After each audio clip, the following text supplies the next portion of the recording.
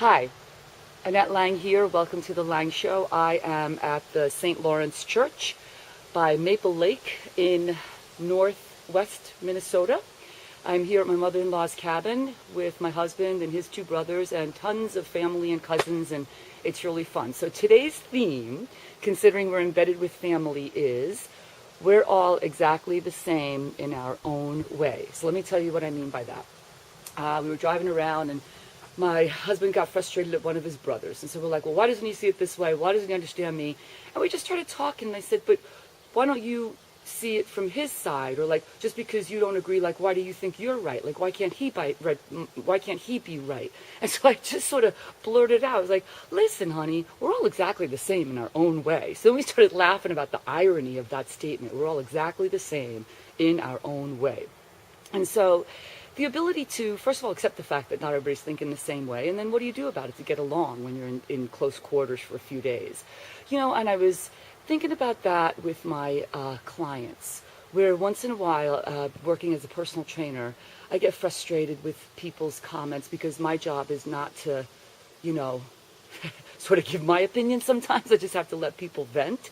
And so I catch myself thinking, I don't understand how, like, you don't even have the capacity to understand that somebody thinks differently than you.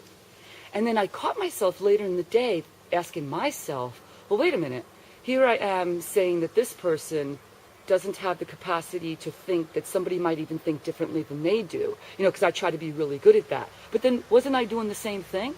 Like, don't I have to accept the fact that this person, in my eyes, doesn't have the capacity to think a different way about a certain situation?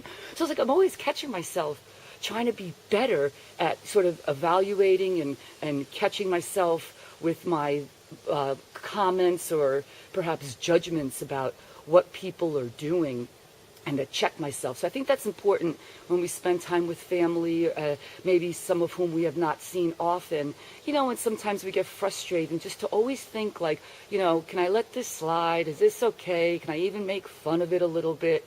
Because remember, we're all exactly the same in our own way. And so today, I also wanted to do the Dimitri exercise. It's a new exercise in my favorite Bartender workout, and I'm just going to introduce it briefly. So the Dimitri exercise is based on my friend Dimitri. He's a wonderful bartender, obviously, and he's a wonderful singer, poet. He's a really talented performer. And the songs, he played at our wedding too, but the song, he sings, this deep voice comes out. And so I thought a great exercise would be breathing exercises, because so many of us don't breathe using our diaphragm and our deep core muscles, and we breathe very shallowly up here, and that could contribute to poor posture and not getting enough oxygen.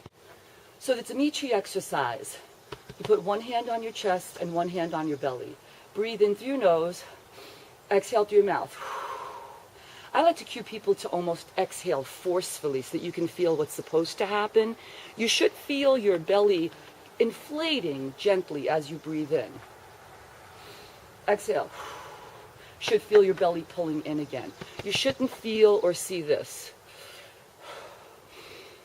See, my chest is rising. You can even see your shoulder blade, your clavicles moving, your hand moving. That's shallow breathing. We want to breathe from your belly or your diaphragm. So let's do 5 of those, exhaling almost forcefully, okay?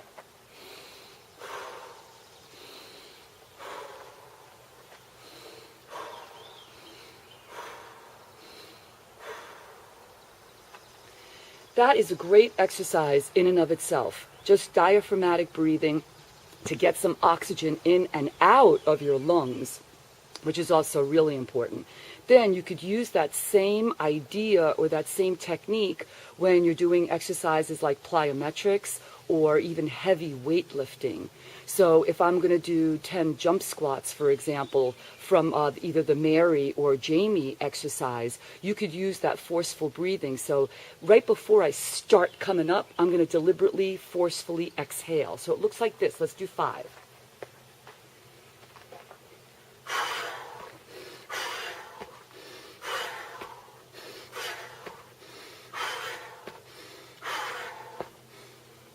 So using the Dimitri exercise as either in and of itself, practicing diaphragmatic breathing, great if you're coming back from back pain, or as a core exercise in and of itself, and then using that cue of deliberately exhaling and starting to exhale before you start the movement part would enhance your breathing capacity and your exercise performance.